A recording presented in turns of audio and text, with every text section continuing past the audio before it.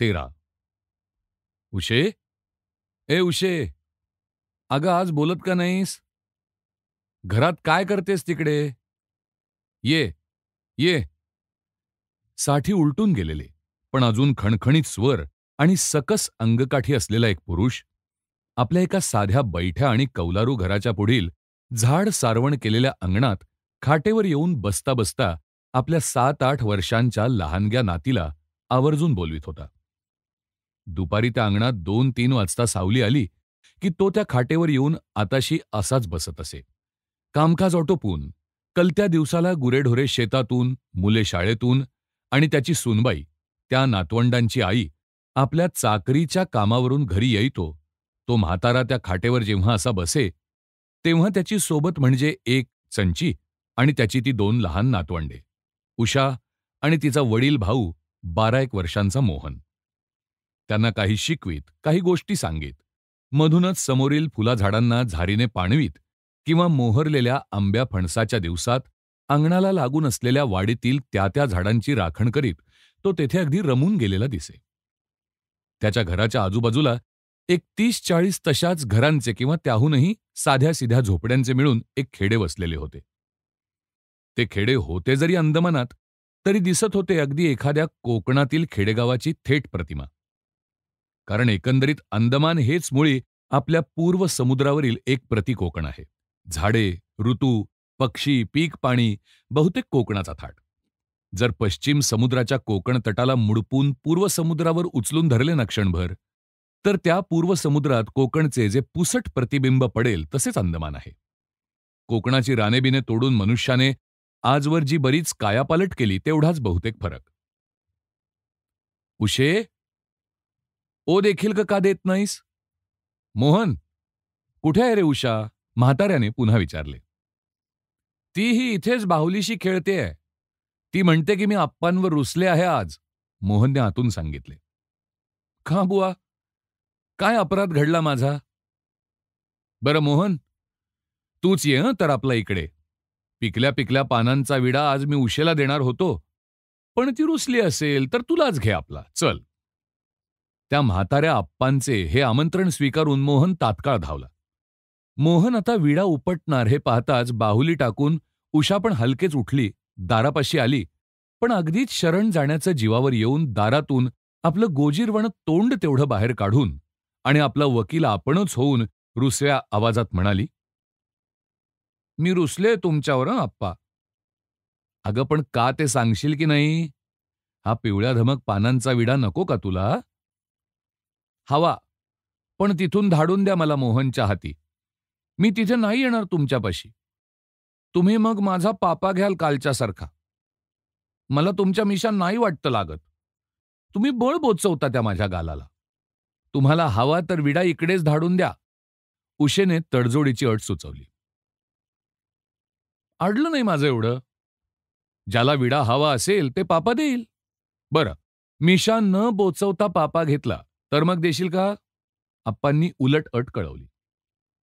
त्या उलट अटीला तिने तोंडाने जरी होकार दिला नाही तरी एक एक पाऊल भुईवर घसटीत घसटीत उषा हळूहळू त्या आजोबांजवळ येत चालली.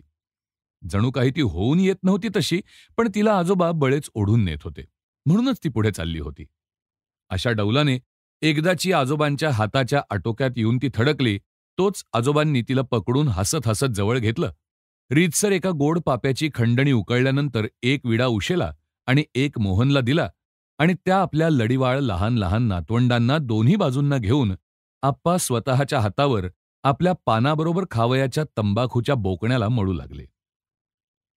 जो जो उशेचा विडा तिच्या तोंडात रसरसून तिला गोड लागत चालला, तो तिची कळी खुलू लागली. ती आपणहून आजोबांच्या मांडीवर केव्हा बसली आणि हसत हसत त्यांच्याशी गुलूगुलू गोष्टी केव्हा करू लागली ते तिच्या ध्यानात देखील आलं नाही. उषा आणि मोहन ही दोन्ही मुले मोहक, खेळकर, बोलकी आणि तरतरीत होती. इतक्यात सन्मुखच्या एका टेकडीवरून एका मनुष्याला उतरत असलेला पाहून मोहनने टाळी पेटली. "आप्पा, आप्पा, कंटक बाबू येतायत, कंटक बाबू. ते पहा ते." उषेने पण अनुमोदिले. "हो रे हो, कंटक बाबूच ते." आप्पाजी त्यावेळेला जवळ पडलेले कलकत्त्याचे एक हिंदी पत्र वाचत होते. ते बाजूला सारून दृष्टीत ताण ताणून ते पुढे पाहू लागले, पण त्यांच्या डोळ्यांना चांगलंसं दिसलं नाही. त्यांना भासलं दुसरंच कोणीतरी येत आहे. कंटकबाबू काही नाही, ते काहीतरीच ओरडता झालं. त्यांचा नकार न खपून उषा म्हणाली, "कंटकच हो आप्पाजी. तुम्हाला नीट दिसत नसलं तर माझ्या डोळ्यातून पहा." "हं, पहा ना." "नाही, जा माझ्या डोळ्यातून पहा." तिने आपले चिमुकले डोके आप्पाजींच्या अगदी तोंडाशी धरले. त्यांच्या डोळ्यापुढे ते अगदी पोचावे म्हणून त्यांच्या मांडीवर ती चढली. आपल्या मऊ मऊ केसांनी आच्छादिलेल्या डोक्याची मागची बाजू त्यांच्या तोंडावर टेकून त्यांच्या डोळ्यांपुढेच आपले डोळे येतील अशी पाठमोरी बसली आणि ती चिमुकली उषा आग्रह करू लागली, "आप्पाजी बघा ना माझ्या डोळ्यातून. दिसतं? असं हं? आता दिसतं?" तिला तोच एक खेळ झाला क्षणभर. त्या अल्लड लेकराच्या खेळातल्या करमणुकीचा विरस होऊ नये म्हणून आजोबांनीही आपल्या त्या लहानशा नातीचं ते कुंतल मृदुल मस्तक आपल्या डोळ्यांपुढे एखादी दुर्बीण धरावी तसं अगदी गंभीरपणे धरलं आणि तिच्या डोळ्यातून निरखून पाहिलंसं केलं आणि काय काय दिसते ते सांगू लागले. "अगदी खरंच. उशे, दिसतं ग दिसतं तुझ्या डोळ्यातून मला आता अगदी स्वच्छ. बघ कंटक बाबू ते येतायत हो. आणि ती बघ आमची चिमुकली उषा एखाद्या मोठ्या सूज्ञ आणि समजूतदार मुलीप्रमाणे आपली पाटी पेन्सिलनी पहिलं पुस्तक घेऊन त्यांच्यापाशी कशी शिकायला बसते पहा. तो आमचा मोहन पण धडा वाचू लागला हं. बघ, बघ सगळं मला तुझ्या डोळ्यातून कसं स्वच्छ दिसतंय. आता हे सगळं असंच्या असं खरं घडलं पाहिजे हं. नाहीतर तुझ्या डोळ्यातून खोटं दिसतं असं म्हणेन मी. मग आळमटळम न करता बसशील ना शिकायला कंटक बाबू येताच?" "हं, शिकायला बसेन, पण" उषा किंचित असंतुष्ट मुद्रा करून बोलू लागली. "पण तुमच्यापाशीच बसेन. कंटक बाबूंपाशी नाही." "का गं? ते कसे छान शिकवतात तुम्हा दोघांना." "गुरुजी पण गुरुजी आहेत ते. कसे छान." "इश्श! कसले आलेत छान?" "आप्पाजी, खरंच त्यांना काही म्हणता काही सुद्धा येत नाही." "ते कशावरून?" "कंटक बाबूंना काही सुद्धा येत नाही? नि ते तुला कसं कळलं?" "अहो त्यात काय ते कळायचं? धडधडीतच दिसतं ते मला." "खरंच अप्पा, कंटक गुरुजी उलट आमच्या मोहनला आणि मला सगळं विचारून घेतात. त्यांना आठवलं नाही की मोहनला विचारतात, कलकत्ता कुठे? बंबई कुठे? इंग्रजीत आईला काय म्हणतात? मांजराला काय म्हणतात? आणि मला सुद्धा विचारतात बेपंचे किती? तीन दाही किती? असं दिवसभर आम्हालाच विचारत असतात सगळं. त्यांना स्वतःला येतं, तर आम्हाला हो कशाला विचारित बसते ते? पाढे सुद्धा येत नाहीत त्यांना." त्या सरशी "वा रे वा, खुळी रे खुळी" असं तिला खिजवत मोहन सारखा हसू लागला. आजोबांनाही हसू आलं. उषाताई अगदी चिडायच्या बेतात आल्या. पण तितक्यात कंटक बाबू अंगणात आले आणि नेहमीप्रमाणे भेट म्हणून येणारा एक खाऊचा पुडा त्यांच्या हातात पाहताच चिडून हातघाईवर येणारं प्रकरण थोडक्यातच निभावलं. उषेचं लक्ष पुड्याकडे वेधलं आणि हसत हसत कंटक बाबूला ती सामोरी गेली. "काय कंटक गुरुजी?" आप्पा हसले. "परीक्षेत तुमच्या विद्यार्थ्यांनी तुम्हालाच नापास केलंय बरं का." "ते कसं बुवा?" कंटक गुरुजी जिज्ञासले. "अहो, आमची उषा म्हणते की तुम्हाला पाढे सुद्धा येत नाहीत. तुम्हीच काही अडलं की तिला सारखं विचारता की बेपंचे किती, तीन दाही किती आणि तिने सांगितलं म्हणजे तुम्हाला ते कळतं. तिला येतं तितकं सुद्धा तुम्हाला येत नाही." "असं काय?" कंटक त्या आक्षेपाचं कौतुक वाटून हसला. "बरं तर. मी आता जो हिशोब घालतो तो जर उषाताईंनी सोडवला तरच म्हणेन मी ते खरे. घालू एक हिशेब तुला?" "हं, घाला. आत्ता सोडवून देते बघा. पण मला येईल असाच घातला पाहिजे हं." उषेनं अटीवर आव्हान स्वीकारलं. "बरं, सांग तर." एका बाईनं पिकलेल्या आंब्याची एक पाटी भरून आणली. हं, एक पाटी भरून आणली. तिचं ₹2 मूल्य ठरलं. आता ते आंबे अर्धे अर्धे करून तिनं 2 सारख्या लहान टोपल्यात भरले. कळलं? अर्धे अर्धे आंबे 2 सारख्या टोपल्यात भरले. तर त्या 2 टोपल्यातील प्रत्येक टोपलीचं काय मूल्य देशील तू? तू पण सांग हं मोहन. मोहन पटकन उत्तरला. "प्रत्येक टोपलीचे ₹1 देईन मी." पण थोडा वेळ आकुंचित नेत्र करून विचार केल्यानंतर उषा झिडकाऱ्यानं उत्तरली, "मी दमडी सुद्धा देणार नाही त्या टोपल्यांची." "का गं?" आप्पांनी उषेला विचारलं. "का म्हणजे?" "सुरेख सबंध आंबे बाजारात हवे तितके मिळत असता तिचे अर्धे अर्धे केलेले ते गदळ आंबे कोण घेणार आहे बाई?" आंबे अर्धे केले या वाक्यावर नकळत कोटी लढवून उषेनं अगदी अनपेक्षित उत्तर दिलं. त्या मुलीच्या अजाण पण स्वतंत्र बुद्धीची ती चुणूक पाहून ते अगदी अनपेक्षित उत्तर ऐकताच आजोबा उषेच्या पाठीवर थोपटून कंटक बाबूला म्हणाले, "काय गुरुजी, आमच्या उषेला येतं तितकं सुद्धा तुम्हाला येत नाही, ही गोष्ट अगदी खरी ठरली की नाही?" "अगदी खरी ठरली खरंच बुवा. मी आमच्या ह्या चिमुकल्या विद्यार्थिनीने गुरुजीलाच जो धडा शिकवला, त्यासाठी गुरुजीच्या ह्या विद्यार्थिनीला ही फी पण देणार." कंटकने खाऊचा एक पुडा उशेला दिला आणि दुसरा मोहनला दिला. आणि खाटेवर कंटक बाबू बसू लागला. त्याला स्थान देण्यासाठी आप्पाजी आपली मांड मोडून बाजूला सरकू लागले. पण तोच त्यांच्या गुडघ्यात एक बळकट कळ आली आणि ते आई ग करून मोठ्यानं कणू लागले. "हं? एकदम इतकी मोठी कळ आली?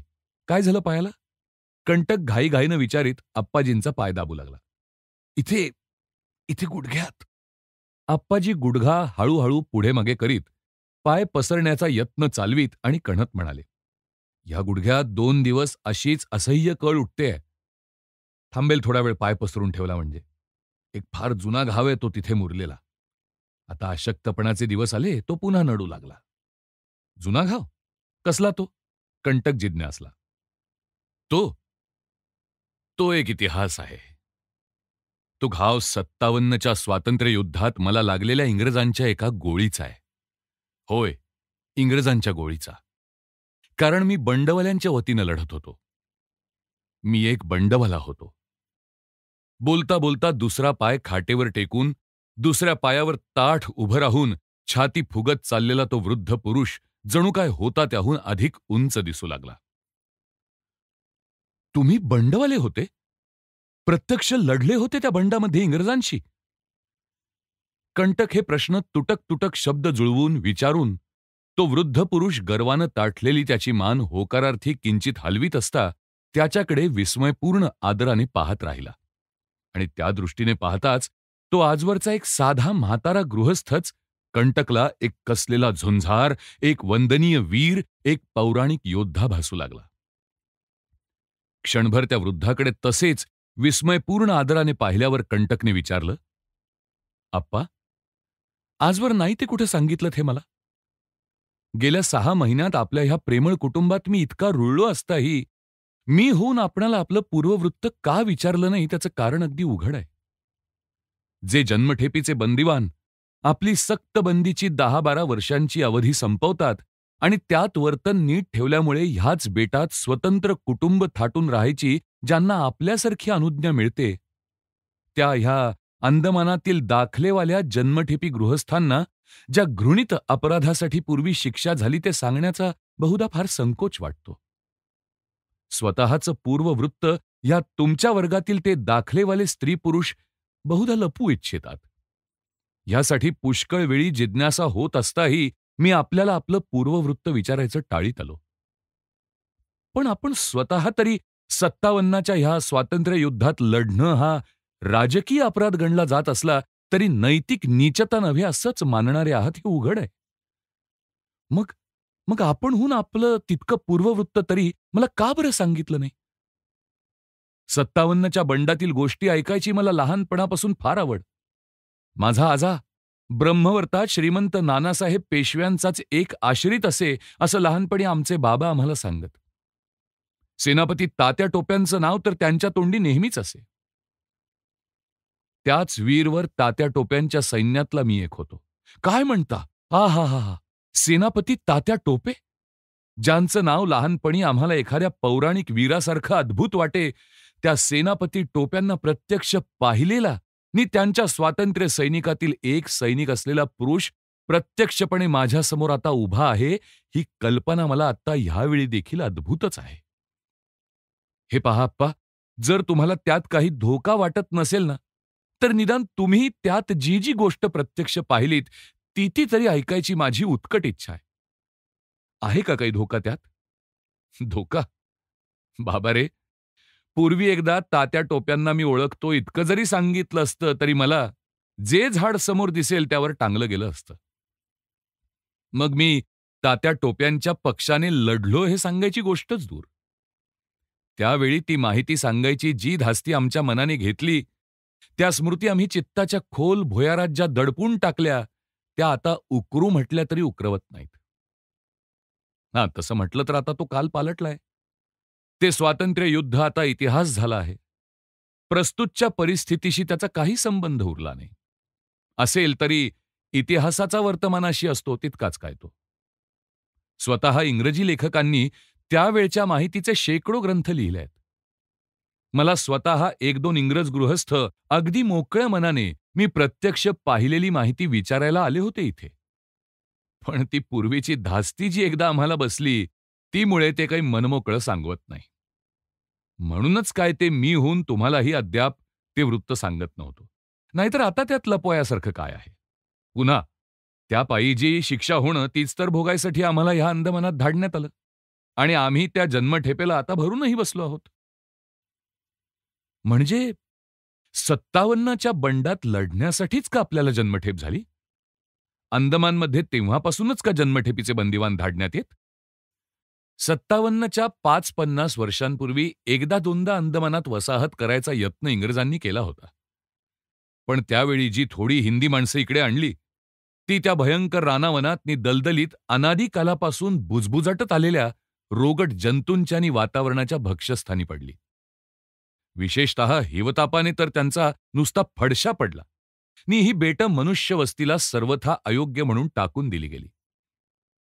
पण 57च्या बंडानंतर क्वचित ह्या बेटाच्या त्याच सद्गुणासाठी त्या बंडात इंग्रजांविरुद्ध लढताना पाडाव केलेल्या आम्हा शतावधी बंडवाल्यांना ह्याच बेटामध्ये जन्मठेपीवर धाडण्यात आलं. आणि आश्चर्याची गोष्ट ही की आम्ही ह्या बेटावर सुद्धा सारेच्या सारे येताच मेलो नाही. त्या घनदाट रानावनांना, त्या सडक्या कुचक्या दलदलींना, त्या भीषण रोगाणूंना, त्या मारक वातावरणाला, त्या असाध्य हिवतापाला आम्ही पुरून उरलो. आणि अशा रीतीने ह्या आजच्या वसाहतीचे आम्हीच मूळ संस्थापक, आद्य पूर्वज, कुलपुरुष ठरलो. या बेटात वसाहत करण्यास्तव धाडलेल्या त्या पहिल्या बंडवाल्यांच्या जमावातलाच मी एक. अजून जीव धरून उरलेल्या त्या बंडवाल्यातील 4-5 वृद्धतम.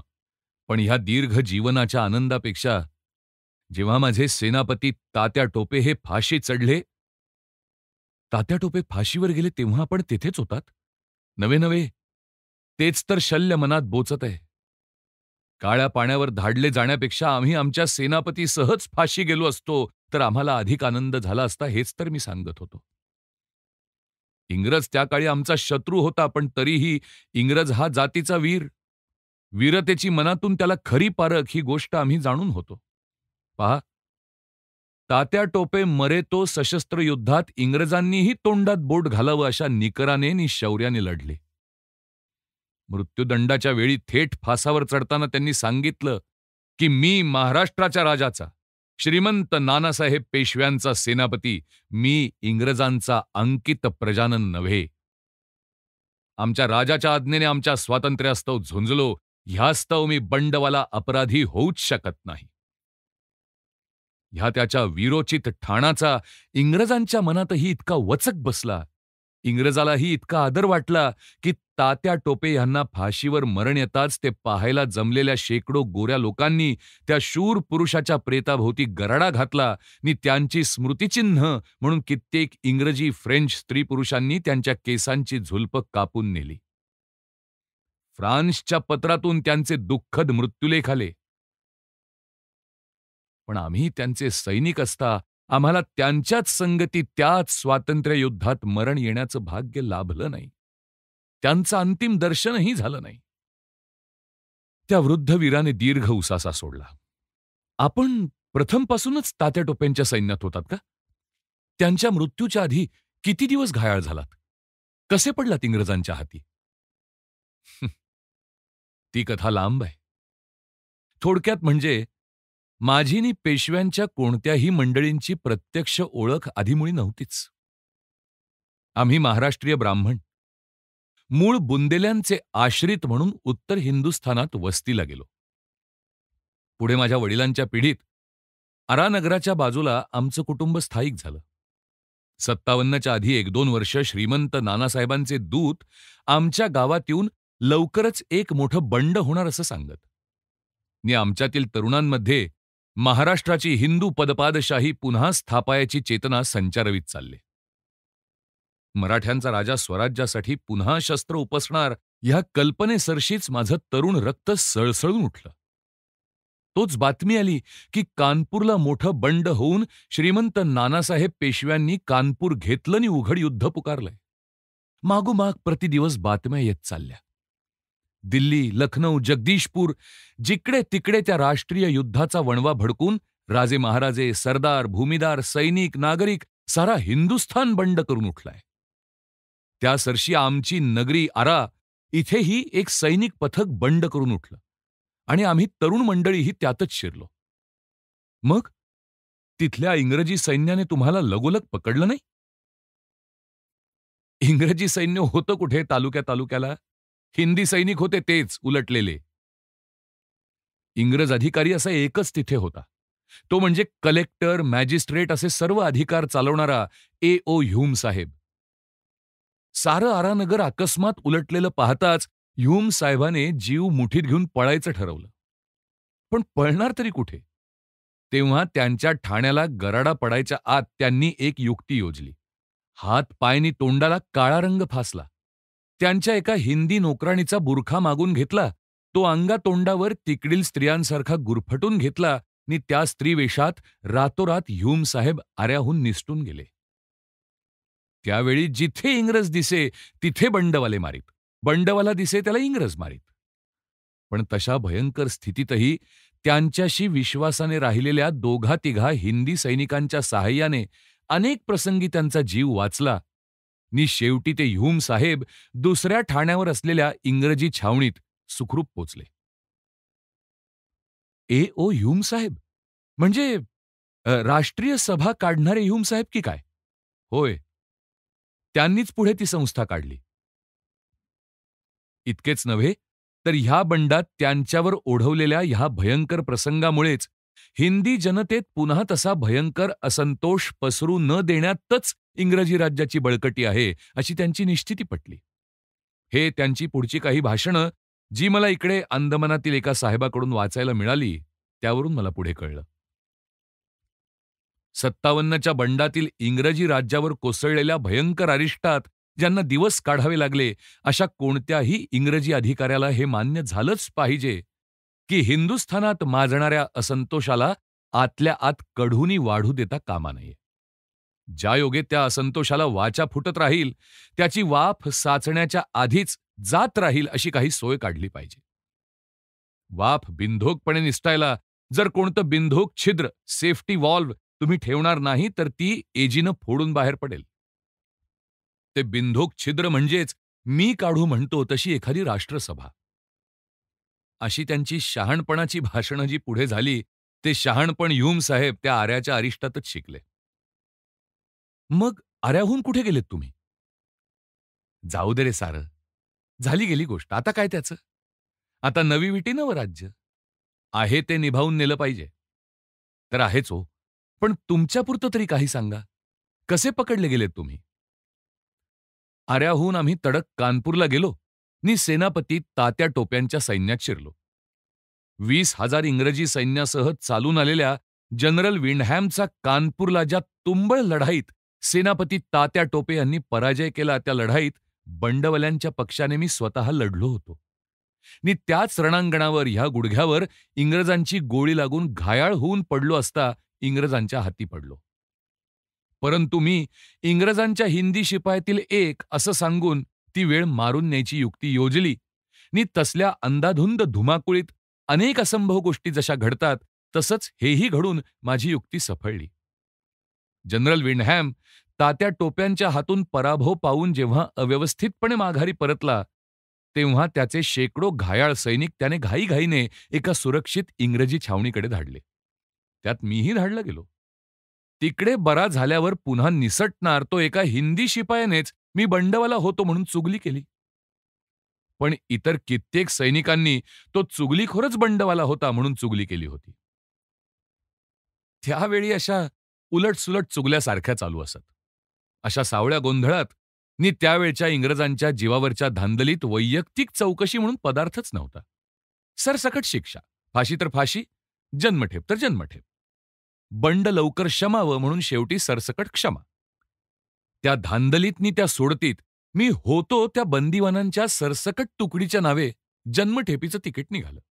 आणि हिंदुस्थानातून बंडवाल्यांचा वंश म्हणून वाढणंच नको अशा अटीपायी शतावधी बंडवाल्यांच्या जन्मठेपी टोळ्या तारवं भरभरून मनुष्यवस्तीला अयोग्यानी मारक म्हणून इंग्रजी अधिकाऱ्यांनीच त्यावेळी ठरवलेल्या ह्या अंदमान बेटात आणून सोडल्या गेल्या. त्यातच मीही एक होतो. अगदी 25शीच्या आत होतो. मनुष्यवस्तीला मारक म्हणूनच ह्या बेटात आणून सोडलेल्या त्या आम्हा शतावधी 57च्या बंडवाल्यांनी आपल्या असह्य कष्टाचं, घोर यातनांचं, गोठलेल्या रक्ताचं, भंगलेल्या आशांचं, झिजलेल्या हाडांचं नि प्रेताच्या राखेचं खत पाणी घालून त्याच बेटांना आज मनुष्यवस्तीला योग्य करून सोडलंय. तेच हे अंदमान आपल्या हिंदूंची भरभराटत चाललेली एक नवी वसाहत होऊन बसलाय. इतकंच काय ते आमच्या जन्माचं किंवा जन्मठेपेचं सार्थक.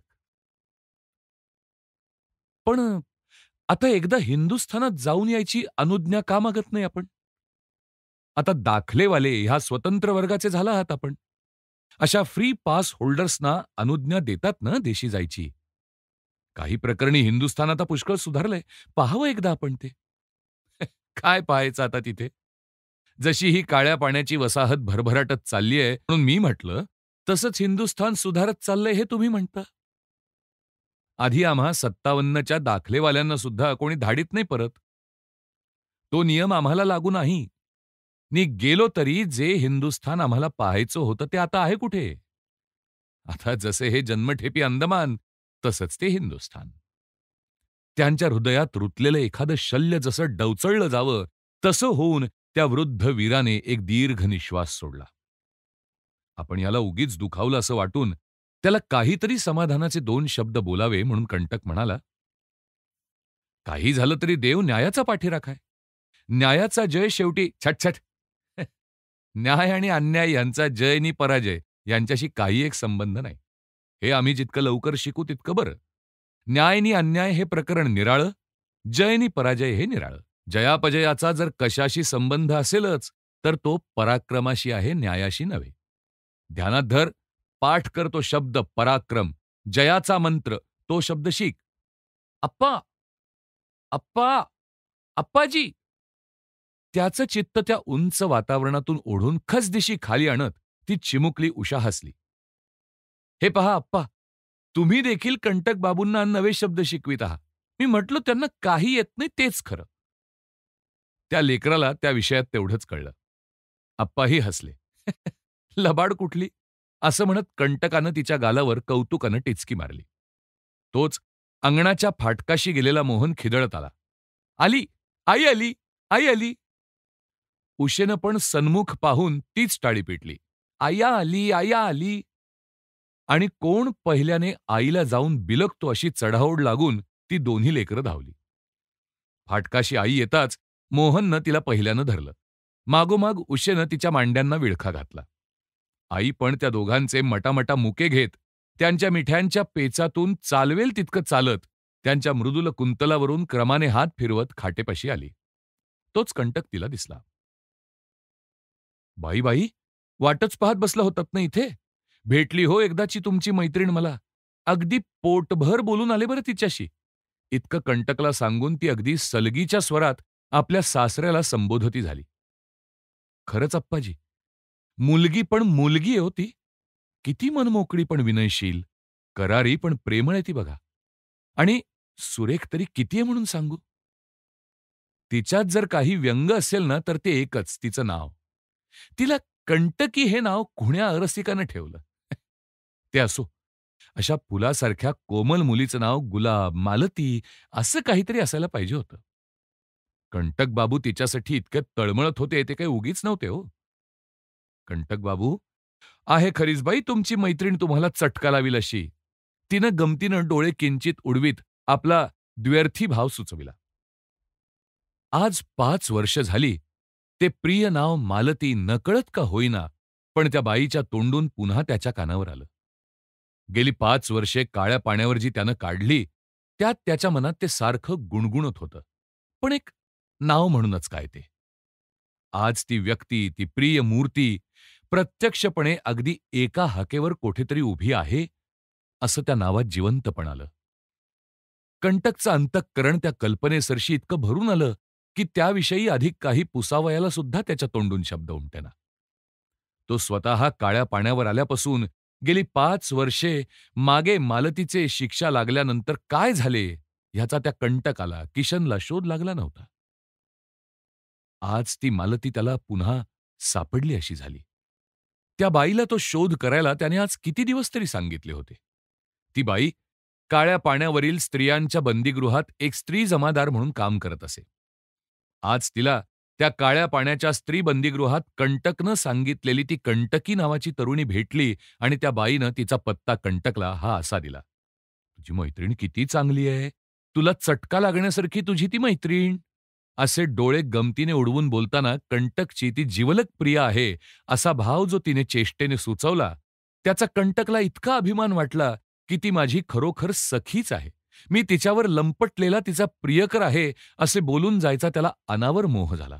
पण त्या सुरेख मुलीत जर कोणतं व्यंग असेल तर तिचं ते विसंगत नाव कंटकी हेच. असं ती बाई जे बोलून गेली होती, त्याविषयी लगोलग तिचा प्रतिवाद करून तिला सांगून टाकावं की नाही, तिच्यात त्या विसंगत नावाचं देखील व्यंग नाही. तिचं खरं नाव कंटकी नसून तुला हवं तसं मालतीच आहे, असाही त्याला अनावर मोह झाला. पण लिहिताना इतके लांब वाटणाऱ्या या भावभावना त्याच्या मनात चमकून जाण्यास 10-5 क्षण देखील लागले नसतील. त्यातच त्याने विवेकही केला, की सध्या ते काही एक सांगणं इष्ट नाही. ती माझी बहीण नावे कंटकीच आहे. सरकारी लिखाणाने शिक्षावृत्तात नोंदल्याप्रमाणे आमच्या हातून तिला पळवून नेणाऱ्या एका दुष्टाचा वध झाला, हाच काय तो आमचा अपराध. त्यासाठीच दोघांना झालेले हे जन्मठेप काळे पाणी. हे जे पूर्वी आपण सांगत आलो, तेच पुढे सांगत चालावं.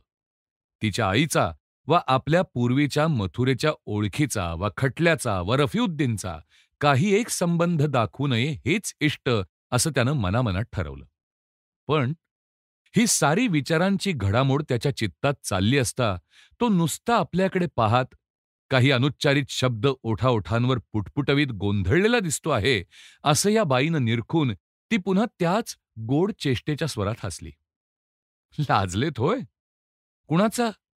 आप्पाजींचा संकोच वाटतो होय तो विषय काढायला? हो, हो, असंच दिसतं. आप्पाजी हसले. बरं, तुम्ही आपल्या आत जा. नी मनमोकळी माहिती हवी, तुमच्या मैत्रिणीला जो काही निरोप द्यायचा घ्यायचा, तो आमच्या ह्या अनसूयेला सांगा आपला, जा. हं? तुमच्या प्रेमभावनांशी आम्हासारख्या विरसलेल्या निरुक्ष वृद्धांपेक्षा आमच्या ह्या अनसूयेसारख्या गोडबोल्या, वत्सल नी कनवाळू स्त्रीचं हृदयच अधिक समरस होऊ शकेल हे अगदी खरंय. जा. अनसूया, चहा करतेस ना प्रथम? त्या सहानुभूतीशील वृद्धाने आपल्या सुनेला आत जायला एक वरकरणी चहा करण्याचं निमित्तही सुचवून दिलं. अनसूयेने पण ते समयज्ञपणे ताडून आत जाता जाता कंटक बाबूला पाचारलं. "या ना कंटक बाबू, आतच या असे. मी चहा करते तोवर बोलूया. गोड गोड बातम्या कितीतरी सांगते या तुम्हाला तुमच्या हरवलेल्या मैत्रिणीच्या. या ना." बोलता बोलता तिने लवून चिमुकल्या उशेचं कुंकूच किंचित निटवलं. मोहनच्या अंगरख्यालाच कॉलरची घडीच सावरून घातली. मग दोघा लेकरांचे हात आपल्या दोन्ही हातात घेऊन ती आत चालली. तिने "या ना, आतच या" अशा पुन्हा एकदा घराच्या दारात शिरताना सुद्धा दिलेल्या आमंत्रणासरशी आणि त्याला ओढून नेण्यासाठी माघाऱ्या आलेल्या मोहनने त्याच्या चिमुकल्या हातात कंटकची करंगळी धरून ती नेटाने ओढण्यास आरंभिल्यानंतर कंटक उठला आणि जणू काय मोहनच्या बळाने आपण ओढले जात आहो, असे समाधान मोहनला देण्यासाठी, पण खरोखर पाहता वरवर निमित्त करण्यासाठी, "अरे बाळा, आलो आलो, मोडलीच की करंगळी माझी," असे हसत हसत म्हणत मोहनसह आत गेला. आप्पाजी पण ते पाहत मिश्किलपणे थोडेसे मनाशीच हसले आणि मग जवळ पडलेला साप्ताहिक टाइम्स या इंग्रजी पत्राचा अंक हाती घेऊन चाळत बसले. कंटक आत आल्यावर अनसूयाबाईंनी त्याला जी जी हवी होती ती माहिती सांगता येईल तितकी रसाळपणे सांगितली. दुरावलेल्या नव्हे, नाहीशा झालेल्या प्रियजनाचा असा अनपेक्षितपणे पत्ता लागला असता प्रेमी हृदयाला त्याचे वृत्त किती पुसू आणि किती न पुसू असे कसे होऊन जाते. आणि अशा वेळी त्याच्या मधून मधून कंटाळवाण्या होणाऱ्या जिज्ञासेचाही विरस न करता समाधानीने हे प्रेमी दूतांचे कसे आद्य कर्तव्य असते ते जाणण्याची सहृदयता अनसूयेत होती.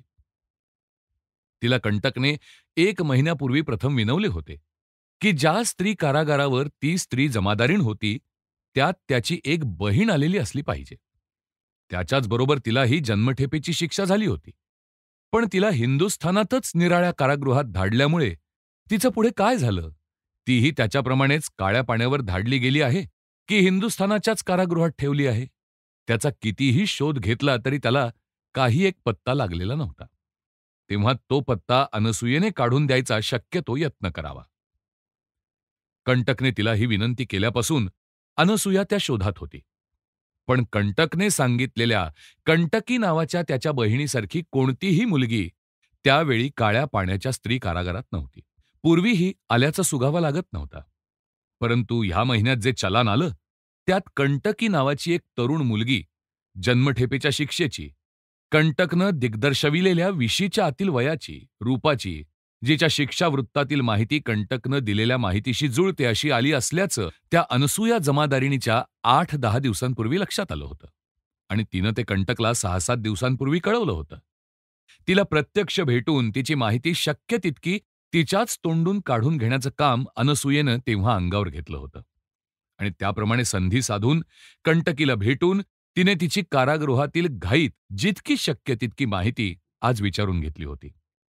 तिचीच मार्ग प्रतीक्षा अत्यंत उत्सुक व्याकुळतेने करीत असलेला कंटक त्याविषयी ठरल्याप्रमाणे अनसूयेकडून काहीतरी आज नक्की कळेल ह्याच आशेने त्यांच्या घरी मोठ्या साहसाने त्या भागातील वरिष्ठ अधिकाऱ्यांचा डोळा चुकवून आणि खालच्या चौकीदाराची मूठ दाबून स्वतः आला होता.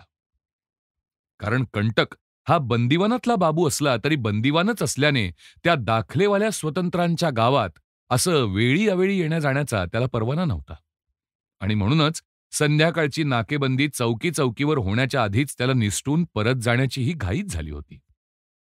त्या घाईघाईत त्याने घरात जाताच अनसूयेला इतके प्रश्न इतक्या आधीमध्ये इतक्या आक्रमाने, काही उगीच पुन्हा पुन्हा तर काही अर्धवटच विचारले होते की त्याचा सुसंगत मतितार्थ त्याच्या ध्यानात यायला नि त्याप्रमाणे त्याला त्या अनुरोधे जे काही निश्चित निरोप सांगायचे त्यांच्या रूपरेखा ठरवायला सुद्धा संधी वा अवधान राहिले नाही. चोरटे गुरु शेतात शिरले असता जसे भराभर दिसेल त्या गवताचे, कडब्याचे, हिरवळीचे घास खुडून तोंडात कोंबून घेते, तसे त्या थोडक्या वेळात विचारवेल किंवा ऐकवेल तितके तो विचारून आणि ऐकून घेतो. तोच 5:30चा ठोका पडला.